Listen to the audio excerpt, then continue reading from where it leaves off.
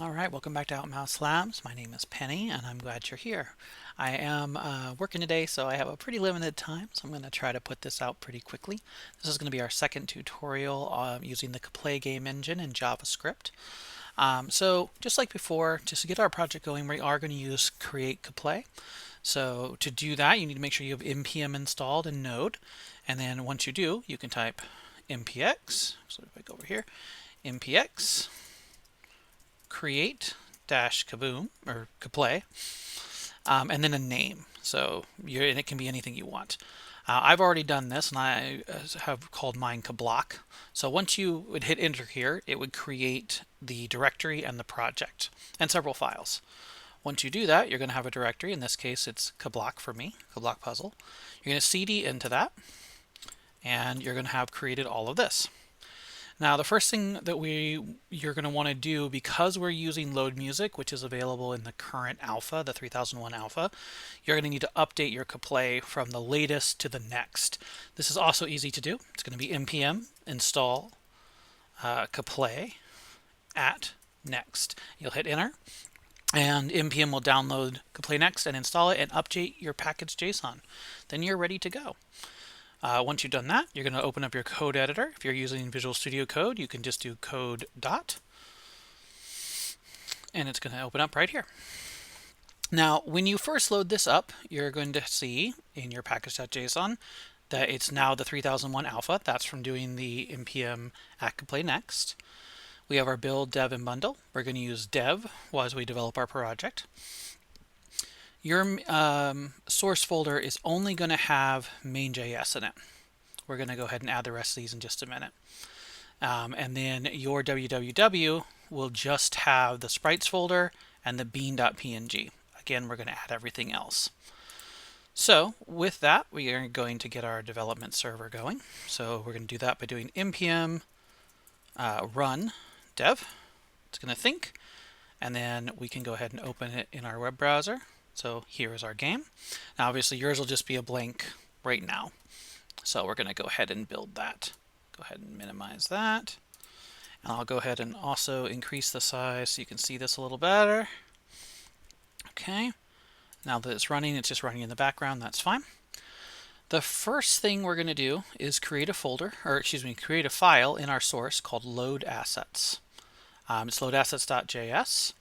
And for the minute, we'll come back and see how it works in a minute. Then we're going to create a folder in our source called levels. You don't have to do this. These names are ones that I just picked, but I like to keep it organized. In our levels, we're going to have a begin.js. You might also call this menu.js. Then we're going to have an in.js. They're going to be very similar. And then a level 1, and then a level 2 so we can show how to change levels. All right, those are all the files you're going to have. The first file we're going to start with, or we're actually going to make changes, is our begin. So this is very simple. We're going to export a function named begin, which takes a context of k, which is the Kaplay context. And we're going to return k.scene, which is a function within Kaplay that requires its first argument is a string, which is a name. We're going to call it begin. Its second argument is a function, so we're going to use an arrow function. K.add creates and adds a game object to the world. So we're going to have a game object that has text. It says press enter to play. The text can take a optional object for parameters or configuration. We're going to say size 32, font press to play. That is a name that I just created. It could be anything that matches your font. We'll look at that in a minute. K.post is short for position. We're going to say 1280, which is the size of our screen, divided by 2. 720 divided by 2 minus 100, which means it's going to be dead center and then up a little bit, because remembering that in Kaplay, a negative y value is going up. Lastly, we're going to do k.anchor with a string saying center, which means we want it to draw our text from the center out in both directions. It's easier to place it in the middle that way. Finally, we're going to create an event listener. And reminder that all event listeners are going to have this same basic format, like k.on something. So in this case, k.on key press is looking for a key. What key is it? We're looking for the inner key. That's our first argument, which is a string. And when we hit the inner key, we're going to run a function. So arrow function, k.go, which is how we change levels, to level 1, which is a string. Okay, so that's our begin. All there is to it. It does pull on some things. So it pulls on a font. Let's go ahead and take a look. In our WW, we have a folder I called fonts, and I've imported the license and a font from Google called Press Start 2P. This is available online for free. It's also going to be in the GitHub repository that'll be under this video in the description. And I've defined this font by going to our load assets. We'll go down to just the font first, saying k.load font, which is a function, giving it a name, the press2p, which we used in begin, and then the path, the relative path, which remember that a relative path in Kaplay, if you use create Kaplay, www will be the root directory, so you can just put fonts, press start to play, etc. Okay. The other thing that this references that's sort of outside of it is, so that might be it. Okay, so, level 1, which is the file level 1, which we're going to get to. Our end, is what we're going to look at next, is almost exactly the same. I literally copy pasted it at first. So it's going to return a function with a k context named end. It's going to return a scene with the name end, which is going to add text with size 64, the same font, same position, and the same anchor, saying you win. It's going to give instructions to the player saying, if you want to play again, press enter. Size 32, font press to play. 1280 by 720, each divided in half, will give us dead center of the screen and anchor center. And then on key press enter, what do we want it to do? We want it to go back to level 1 because this is the end of the game. So really almost exactly the same. Next up, I'm going to quickly look at our main.js so I can show you how we're building this out. The const k equals start game, that's going to be default. When you use create Kaplay, it does that for you. The object inside of it is a configuration object, and I added these. If you want to know what all these do, you can look at the last video, but briefly.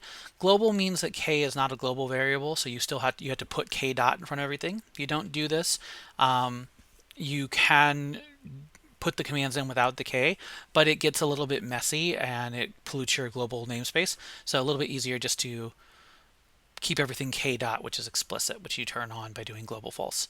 The width and height of our window, if we want letterbox or not, I said yes, true. Crisp, I'm using pixel graphics. This makes sure that our pixel graphics are crisp, pixelated properly instead of sort of blurred. And then a background color, which this is like a gray, right? And you can do any hex code you want here. Okay. Next up, we have our loading our assets and levels. So you want to make sure load assets is first, because as we build that out, that's how all of our assets get loaded. And then we're going to create our begin, our level 1, our level 2, and our end, all taking the k context. We're importing each one as we go. Now, this should happen automatically, but if it doesn't, you can just copy this over. And then finally, when the game launches, we tell it to go to begin to start. Hopefully that all makes sense. Next up, we're going to look at level 1. So level 1 here is once again a function that is exported, name level 1 with the k context. It returns a scene, same name, all that should look familiar. We have a couple of declarations. So we have a constant, what the current level is, how many points have been attained towards victory, and how many points have to be obtained to move on to the next level. Next, we have our music, which we named music, and we use the play command to run BG music. Where does that name BG music come from? It comes from load assets. If we look here, we have load sound, goal sound, and load music, BG music. Those names could be anything you want, but then you can reference them as long as load assets is referenced before level 1 in your main.js. Okay, so we have our music set to play at 80% volume and to continue to loop. If you use an OGG file format, you can loop seamlessly. If you use something like an MP3, it will not loop seamlessly. The music is in the www.sfx along with the boxing goal wave sound and also the 1-bit dragon file for BG music in case you want to look at that and you have 1-bit dragon. All of these assets you're welcome to do whatever you want with. I hope you enjoy them. Okay. Next up, we have a text, which should look familiar. We're going to add an object, game object with some text with a font, press 2P.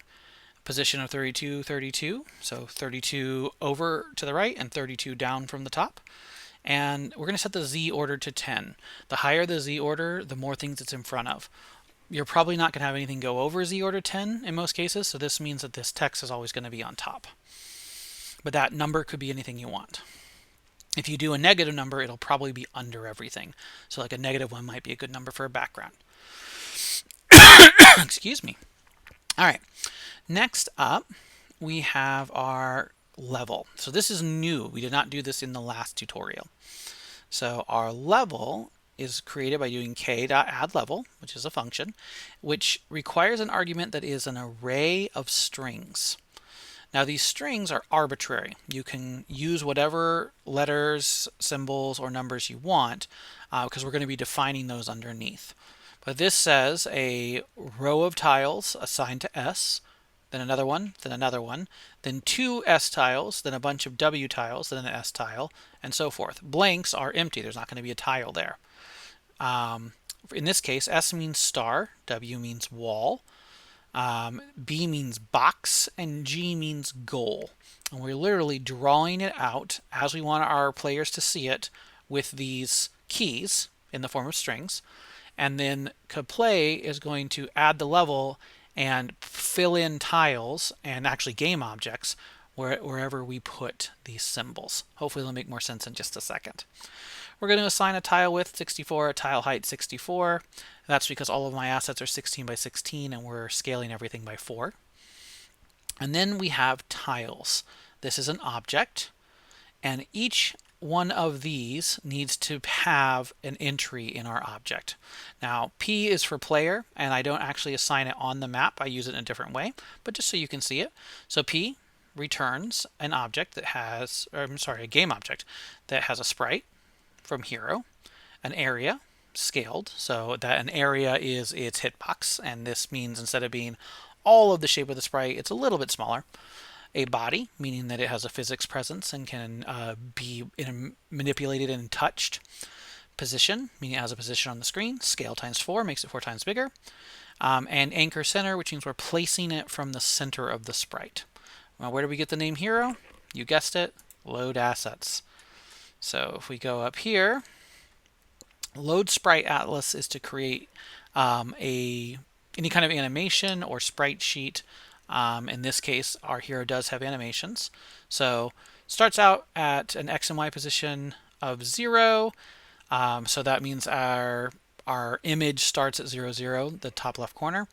It has a width of 128 and a height of 16. So it goes 128 over, 16 down, and it has 8 frames. Then we define our animations. So idle down uses just the 0 frame. Idle up uses just the 3 frame. Idle right uses just the 4 frame, and so on. Then our actual animation, so walking for instance, uses from 0 to 1 in loops. Walk up from 2 to 3 and loops, and so on. Go ahead and show you the picture because that might help here. So we look at in our sprites, we go to our player, and we'll try to zoom in a little bit. There we go. So 1, 2, 3, 4, 5, 6, 7, 8 frames. 0 and 1 are walking. 1 and 2 are walking up, right, and left. You can just have a right and use the flipped condition. That's completely fine. But I thought this was a little easier, so that's what we did today. Okay. So that's our hero. We did the exact same thing to create our sprites. So let's go ahead and show you now. Our sprites have a wall, which has a width and height of 16, starts at 0, 0, and our star back starts at 16 down and 0 over, and is a 16 by 16 sprite. I can show you that as well. So here is our tiles. So 0, 0, and 16 over, 16 down. There's our wall. 0 over, 16 down, and 16 by 16, that's our star. And technically we do have this floor sprite as well, which I didn't end up using, but it's here. And that would be at 16 over, 0 down, and 16 by 16. Okay. Hopefully that makes sense. All right. So we have all of our assets loaded. We have our hero defined. one of the cool things about Kaplay is that you can add an object that just has whatever traits you want to define, whatever variables you want to define. So I defined a speed of 200, a state of idle, a direction of down, and a current animation of idle down. So state refers to are they walking or are they standing. Direction refers to down, up, left, right. And the current animation is a combination of those two to make a name. And then we put a tag on there. Tags are used to reference groups, and the player is a group of its own. Next we have B. So we have, in this case, we have 4 Bs. So those are B is for box. It's the Sprite box. It has a position, an area with a 75% scale, so it's got an even smaller hitbox. It has a body, so it can be pushed. It has a scale of 4, an anchor of center, and it is part of the box group. The goal is G for goal. Same thing, Sprite goal, position, area, has a scale of just 10%, so it's a very tiny hitbox. Scale of 4, anchor center, Z of -1, so this one will be underneath other objects defined by the level. So in this case, most importantly, it'll be underneath the box. And then it's in the group goal. Wall, once again, has a sprite, which we defined in our load assets, has an area, a body. This one has got an object configuration saying is static, meaning it doesn't move if you push on it. Scale times 4, anchor of center. S, we have, so S is our star back, so that's the name of our sprite. It doesn't have an area or a body because it doesn't need it.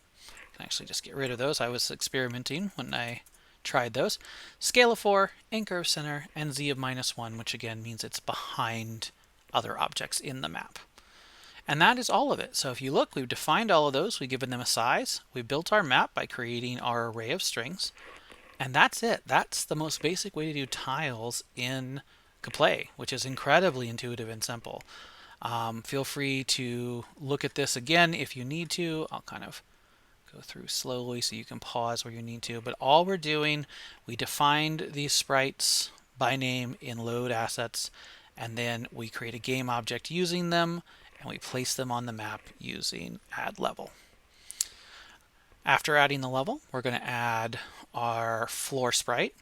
So we're going to say that it's the sprite floor and it's tiled, meaning when you stretch it, it doesn't stretch, it tiles. A width of 1280 and a height of 720, which means our 64 by 64 tile is going to be copied over and down to meet those dimensions. Scale by 4 to take it from 16 by 16 to 64 by 64.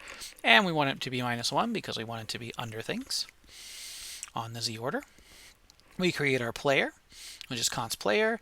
Level.spawn, so we haven't seen this before. This is a function that is part of having a level. So where does level come from? It's what we called this map. So our const level equals k.addLevel. So now we have the level object. The level object has functions, and in this case, one of them is spawn, which means create a p, which we have developed above, at a certain spot that's an xy value. K.vec2 is just a way to have an xy value in a single spot. So in this case, we're saying spawn a player at map coordinate 7, 5. So 7 over in terms of tiles and 5 down. So it's really 7 times 64 and 5 times 64. But Kaplay knows that we're talking about tiles in this case. If you change this, you'll change where the player starts. We're going to set their current animation to idle down, and we're going to tell them to play that current animation. Finally, we're going to create a variable called moveVec, which is short for move vector, which is a vec2, right? Next up, we're going to make our player move, right? So, and respond to controls. If the key k.dot is key down is looking for a key, which is a string value you put in, left in this case. If it's the key down is left, then the move vector is going to be minus the player speed in the x and 0 in the y. The state's going to be walking, and the direction's going to be left. Else if it's to the right, it's going to be player speed 0, walking and right. Else if it's up, it's going to be 0 in the x, minus in player speed in the y, walking and up. Down, it's going to be 0 in the x, the speed, player speed in the y, and walking and down. Else, our move vec is going to be 0, 0, i.e. the player's not moving, and the player's state's going to become idle. So this is really cool. What this does is it sets it up so that our player moves and responds to controls and tells the computer, tells Kaplay what animation to play. So player.currentAnim is equal to the player state, so either walk or idle, plus the direction, either left, right, up, down. And then we say player move, which is what actually moves the character to the vector, which means if the current vector is, say, minus player.speed in the x and 0 in the y, it's going to move to the left at 200 pixels per second, because that's what we set our speed to. Then we're going to check and see, is the current animation.name not equal to the current anim that we defined as we've been pushing buttons? If it's not, we're going to play the new one. Otherwise, we're not going to do anything, so it just keeps playing. Next up, we're going to set a condition for if the player messes up the puzzle, because I need to be able to reset and try again. If the key is pressed R, go to level, level plus current level. Okay, so that would be, in this case, in the first level, be level 1. And the second level will be level 2. This is just a way to reset. We told the player earlier that they could reset if they needed to. This is how we let them do it. Then, checking our win condition. So remember we said that the number of points up at the top determines the win condition. So they start with 0, and in this case, they need to get 4, right? So we say, when the box collides with the goal, right, on collide, box and goal, these are our tags, and then box and goal are our objects that we're passing through so that we can manipulate them. We're going to play the goal sound at 50% volume, and we're going to increase the level points by 1. We're going to change the box position to a vector 2 that is equal to the center of the goal, just so it pops into place for the player. This is kind of a nice little bit of juice.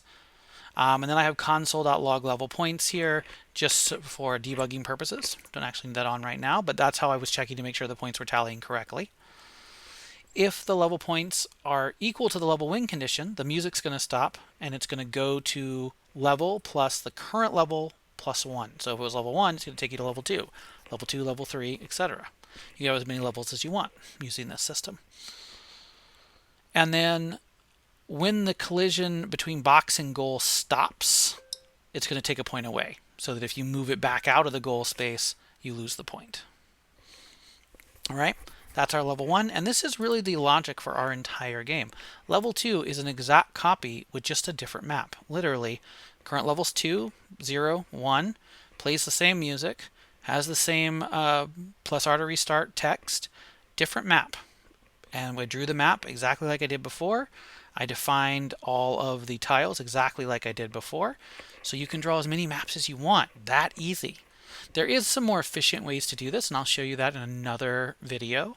We're going to go over how to create sort of a load level function so you aren't copying all this code. We're also going to look at how to use tiled eventually. But for the purposes of like just getting up and going, this is perfectly fine. You could make a level 3, change the way this looks, and you'd have a level 3.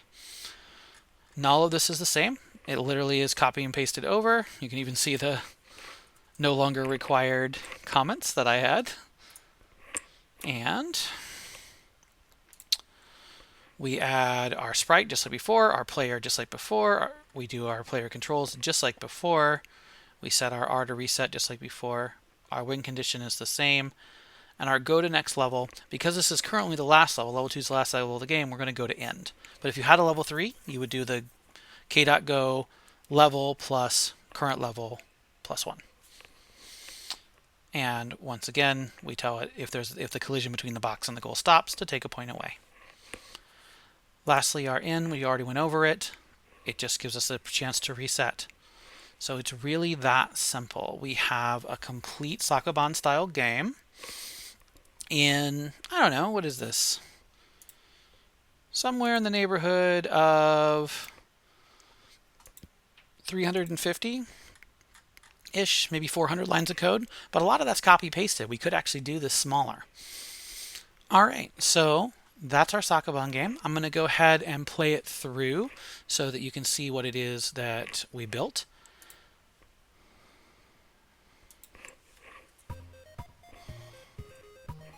So we can push on our boxes. We can move them into place. We cannot go through our walls. if we push our boxes through to the end, and I will try to do this quickly and efficiently, but you know how it is. So when we move to a new box, it makes the same ding, it goes into place. You can see that our character is properly animated. Okay. Now, one thing it does allow you to do that I'm not as big on is it allows you to do this, which isn't perfect. But it's okay. We will figure that out in another episode. I just wasn't able to figure out how to keep it from allowing the box to move forward if there's another box. Okay. Okay, and you can see where our hitboxes are not quite flush, which is important because then you can get through those gaps. And now we're at level 2. And you can see the map is completely different, but our code is not different. All we did was make those strings different. And we complete, you win, our music stops. If we were to hit enter, we would play again, but we're not going to do that. We're going to go to just anything else, I suppose. There we go. So that is our basic Sakoban game made in Kaplay. This took me about 12 hours to figure out. And I did have to use the documentation quite a bit. I will link the documentation below. This is sort of the distilled process, but it teaches you how to do it and becomes a reference point for you, I hope. If this was helpful, please consider a like and subscribe. I appreciate you taking a look, and most importantly, I hope you have fun using Kaplay and make something cool, and if you do, I'd love to see it. Link me. All right, with that, I'm going to sign off. I hope you have a good rest of your day.